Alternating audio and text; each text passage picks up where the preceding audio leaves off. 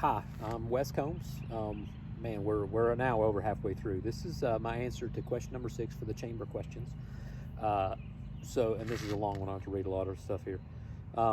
Historically, social programs to combat homelessness, drug addiction, and rehabilitation have been the purview of the state and/or federal government with local assistance by charitable, faith-based, and nonprofit organizations. Should Kingsport provide public tax dollars to fund social programs? Many organizations provide duplicative services should efforts be made to reduce redundancy and coordinate services.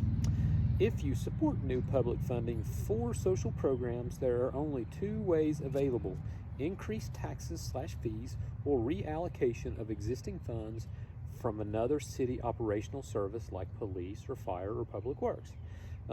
Would you support a tax increase? If not, what services would you reduce funding in order to reallocate to social programs?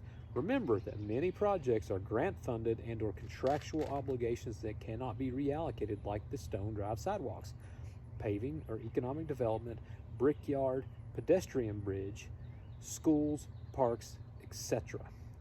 That's a lot to swallow, right?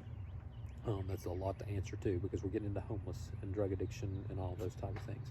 So go back to the first question: should Kingsport provide public tax dollars to fund social programs? Okay, homelessness is obviously a complicated topic. I will say right now Kingsport is in a unique situation, and it's unique because we do have Ballard in our region. Ballard did a COPA, with Certificate of Public Advantage, to basically combine Wellmont and Mountain States together to really provide better healthcare and better healthcare outcomes for the entire region under no competition from another hospital. Is really what they got to eliminate, is that competition on the hospital and public health side. Let's say public health, maybe that's population health side.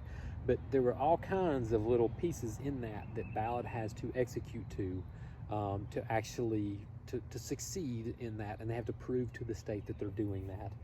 So right now, should the city take a bunch of tax dollars and fund it into it? No, I think the city and the entire region has already given their support to Ballard to really kind of solve these problems. And the Ballard doesn't have to solve them alone. I don't think that's a smart idea. I think there is going to be coordination with the faith-based entities, not-for-profits, Ballard, and then the city. I think we have to work together to do that. So the terms of conditions, that addiction and mental health are part of what Ballard has to actually work to improve in the TOC. And in my response in the article, you can see the links I put in there if you click those. And then they've also got a Healthy Communities Initiative document that they talk about, an HCI, that they talk about. They have to deal with substance abuse, and it's a problem within the region, and that they were, some funding would be made available from the merger to actually fix these problems. So I think we have to really tie into that piece first before we say we're going to put a bunch of taxpayer money into this, because we've already given up competition in the right to have this public advantage or the COPA in place. So I think we have to rely on that to actually solve this. So then because that kind of answers the question, is do I need to support a tax increase? Well, no, I'm saying we don't need to pay for it right now. We've got a mechanism in place in the community that should already be funding some of this, or a large amount of this. And I will say our faith-based organizations are ready to step up to the plate. I got an email the other day of a church, and they're like, we think we got $50,000 to throw at this. We want it to be, one is we want it to work, and we want it to be lasting, right? I mean, it's not a Band-Aid, so we want to make sure we're applying it right. And we think we'll have another $50,000 next year. That's a decent amount of money that the church, one church said that they're willing to kind of throw this in, and that was just one church, in Kingsport, not all of them. So I think that, if you're a not-for-profit, that's kind of part of your mission. If it's part of your mission, we should be trying to figure out how to get all those working together in a concerted effort to kind of tackle that problem. So I don't want to defund other stuff, and I don't want to reallocate from social programs, and I don't want to get grant-funded stuff. You can't take money away from that.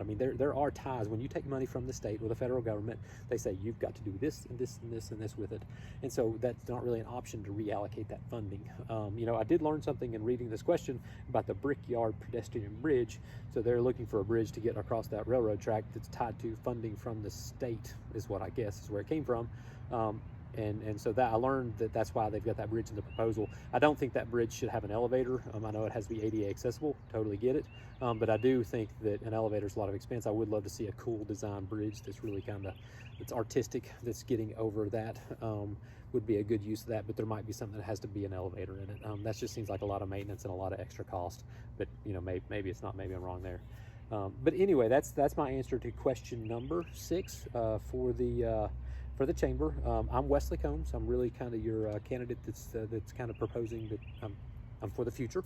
And I think the future deserves at least one of the 3 votes.